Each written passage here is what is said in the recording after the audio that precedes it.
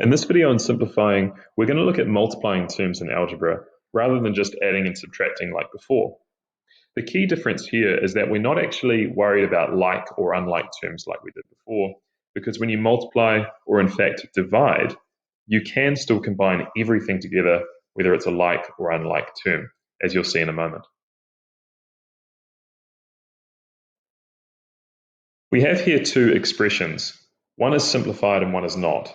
So the first one is completely simplified, but we're going to write it out in what's called long form, just so that you can see what these powers or exponents are actually doing.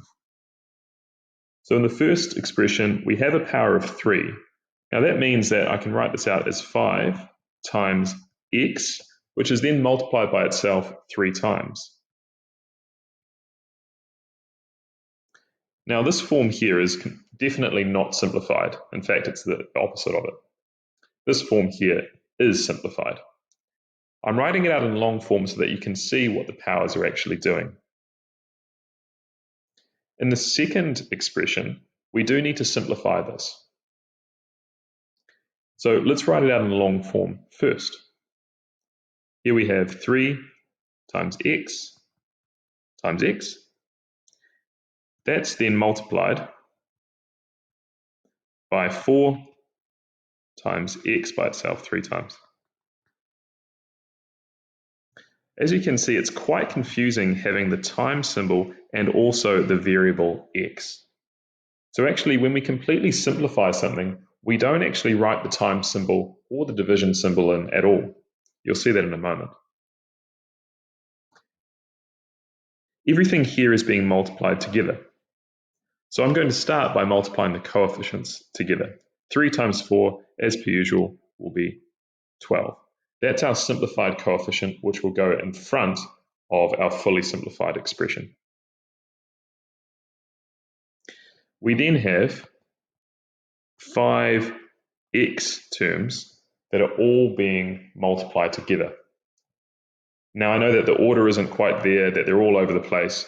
However, the order doesn't matter when we multiply things together. So they're all just being multiplied, and we have 5 of them, so we write that as x to the power of 5. So my final answer, completely simplified without any multiplication or division signs, will be 12x to the power of 5. As we can see, long form helps us to understand where that comes from.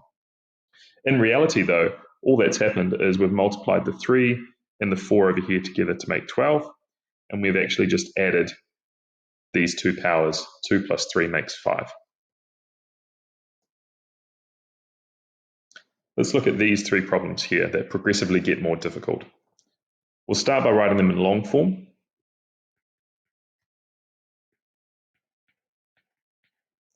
Now here you'll see that we have 2 different variables at work, unlike terms. We can still combine them together, but we can't add the powers like we did in our previous problem. All we can really do is just write them next to each other without a times sign. Let's start by multiplying our coefficients. 3 times 12 makes 36. And then what's left is a times b. Now we don't write the times sign as I said before, so we just have to write this as ab, and that's completely simplified.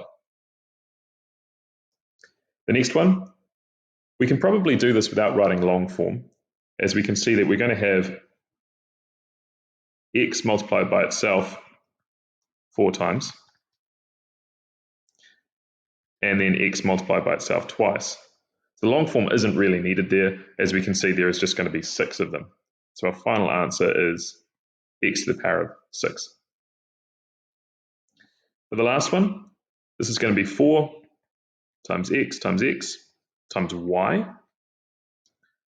times 3 times x times y times y times y. It looks really confusing, but let's just do this letter by letter. So we'll deal with the 4 times 3 first, which makes 12. We then have x times x, which is x cubed.